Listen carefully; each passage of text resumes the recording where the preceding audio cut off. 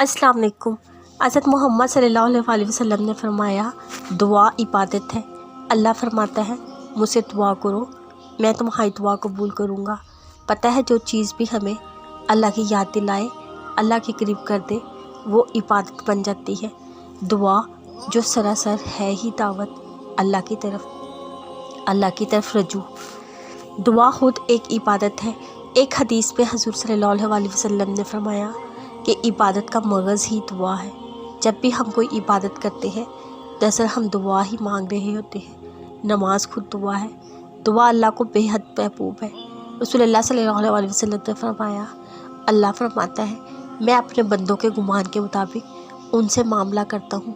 जब वो मुझे याद करता है, मैं उसके साथ होता हूँ। अगर वो मुझे अपने दिल में याद करता है, मैं उसे अपने दिल में याद करता हूँ। अगर वो किसी ग्रोह में याद करता है, मैं उसे ऐसी जमात में याद करता हूँ जो उनसे बेहतर है।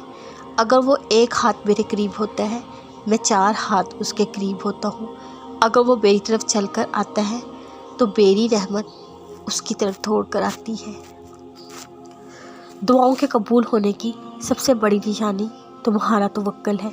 जब तुम पूरे यकीन से दुआएं मांगते हो, पता है अल्लाह की दावत है ही फ़कत दुआ मांगो, आओ और ले जाओ जो चाहो। हमारी दुआओं की कबूलियत का सारा इंतज़ार हमारे यकीन पर है, कामिल यकीन। अल्लाह की कुदरत और गैब हर यकीन। यहाँ यकीन कामिल हो, वहाँ दुआ कबूल होगी। दुआ को कबूल होने में भी सेकंड नहीं लगते। दुआ क्यों इतनी पावरफुल है? अभी मांगी फ़ौरन कबूल होगी, क्योंकि इसका ताल्लुक़ सीधा तवक्कल से है। तवक्कल वो फ्यूल है जो हमें अल्लाह की दावत तक पहुँचाता है, दुआ कबूल करवा देता है। यकीन पैदा करना बहुत मुश्किल है। यकीन उस पर करना जो नज़र नहीं आता, जिसे डायरेक्ट सुन नहीं सकते, उस पर तवक्कल बहुत मुश्किल से आता है।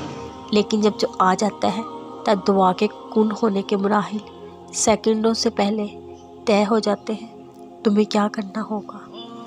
तुम्हें अपने तवक्कल पर काम करना होगा। पता है, जब तवक्कल करते हैं तब क्या करना होता है? तब जल्दबाजी नहीं करनी होती, तब मुकम्मल यकीन के साथ कबूलियत का इंतज़ार करना होता है। रसूलुल्लाह सल्लल्लाहु अलैहि वसल्लम ने फरमाया, बंदे की दुआ कबूल होती है जब तक कि वो जल्दी ना करे, कहने लगे मैंने दुआ की थी, मेरी दुआ कबूल नहीं हुई। बस तुम्हें तवक्कल की हदूद को छूना होगा, चाहे जो भी हो जाए। मामलात बज़ाहिर कितने ही बदतर हो जाए, सब कुछ उलझ गया हो, दुआ कबूल होगी।